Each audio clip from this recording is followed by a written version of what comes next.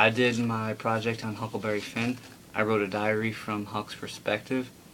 But first, my thesis of what I think from the book is the innocence of Huck has not have been being raised by racists leads him to have a true friendship in a time of intense racial discrimination. My topics, my first one is racism, slavery. The South was still struggling with racism and the after effects of slavery. The Jim Crow laws were made to limit blacks in the South in different ways. During Twain's time, things hadn't gotten any better for blacks. And Huckleberry Finn, by exposing the hypocrisy of slavery, demonstrates how racism distorts the oppressors as much as it does those who are oppressed. The result is a world of moral confusion in which seemingly good white people, like Miss Watson and Sally Phelps, express no concern about injustice of slavery or the cruelty of separating Jim from his family. The second one is intellectual and moral education.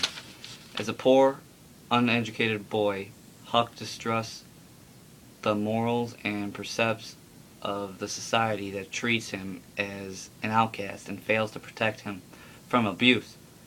On the raft away from civilization, Huck is especially free from society's rules, able to make his own decisions without restriction.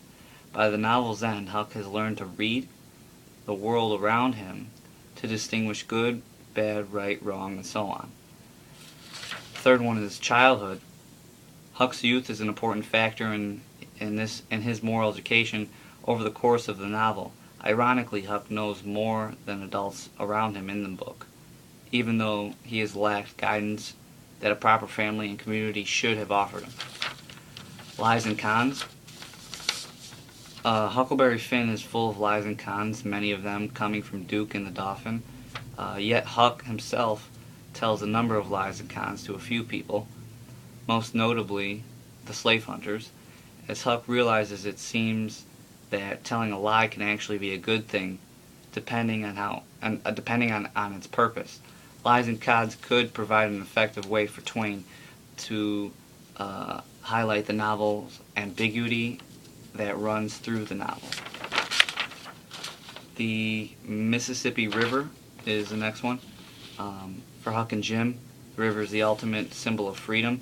The river carries them toward freedom, for Jim towards the free states, and Huck away from his abusive father and the restrictive civilizing of St. Petersburg, Missouri. For my first entry, I have a quote.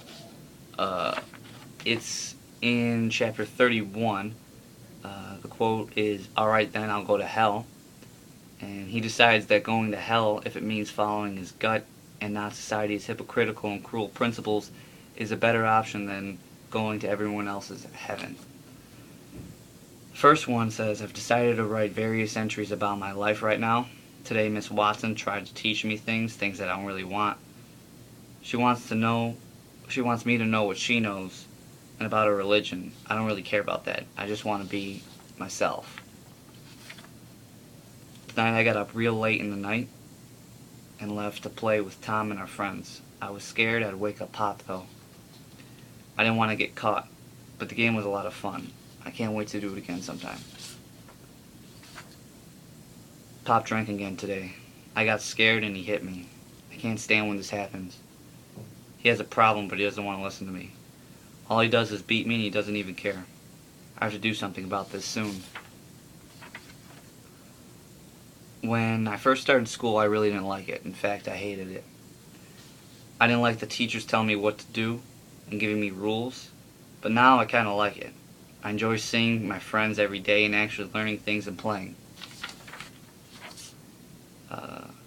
Today, I've had it with Pop. He's gone way too far, and I took action. Today, I faked my own death using pig's blood and set off for Jackson Island to meet Jim. I'm not quite there yet, but I hope no one misses me because I'm done with everything here. Today, Jim and I, we built a raft, and we decided to head for the Free States. But on our way up the Mississippi, we discovered a boat wrecked with 3 robbers on it, in fact. I tried to save them, but I couldn't do it. Today there was intense fog this morning. Jim and we got separated briefly because of it, but I actually tried to convince him that fog never really existed. He didn't buy it though. For some reason I feel like we made a wrong turn somewhere during the fog. I hope not though. For my 8th entry I also have another quote. It's in chapter 18, and this is about the Granger Fords when he escapes.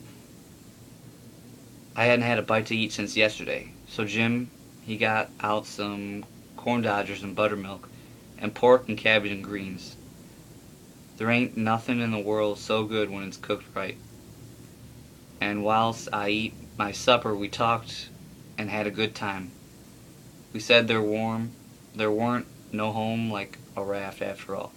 Other places do seem so cramped and up smothery, but a raft don't. You feel mighty and free and easy and comfortable on a raft. And this is Huck just escaped from the Granger Ford Shepherdson feud and is thoroughly sickened by society. My entry is, it's been a few days since my last entry. A lot has happened. A steamboat crashed into our raft, and it was a disaster. I was taken by the Granger Fords, but I escaped. But I did it by pretending to be George Jackson. But I met this guy, Buck, who was really cool. Jim and we escaped from it, and we went on our way, but before we did that, tragedy struck. I witnessed Buck's death.